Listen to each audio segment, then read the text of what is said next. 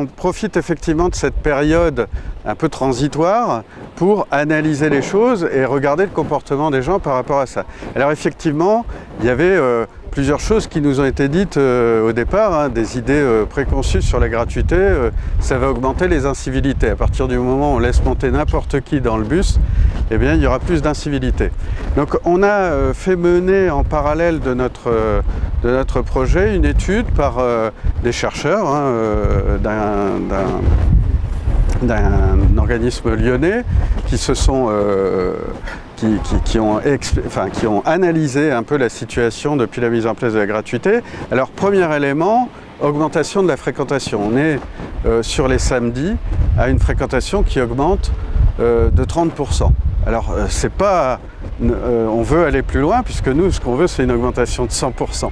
Mais déjà c'est un premier pas, augmentation de 30% le samedi, de près de 80% le dimanche. Bon, grosso modo c'est le samedi et le dimanche, 5 à 7 000 usagers en plus sur le réseau. Le deuxième élément c'est les incivilités. Alors là tout le monde est unanime, à la fois les gens qui ne prenaient pas le bus et qui se sont mis à le prendre le samedi, eh ben, ils découvrent un réseau où finalement il y a moins de problèmes que ce qu'ils pouvaient imaginer. Les conducteurs de bus, eux, nous disent clairement qu'ils observent un état d'esprit beaucoup plus apaisé avec cette arrivée importante d'usagers qui n'étaient pas habitués au réseau de bus. Et puis, je crois qu'il y a un élément qui est assez intéressant, c'est qu'on a une partie est de l'agglomération où les gens ont plus de voitures, les gens sont un petit peu plus aisés que sur la partie ouest.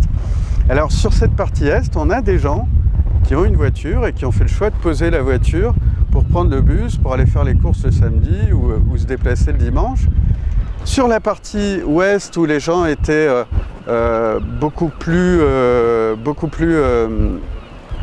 immobiles, on va dire, eh bien ils se sont mis à se déplacer grâce à cette gratuité.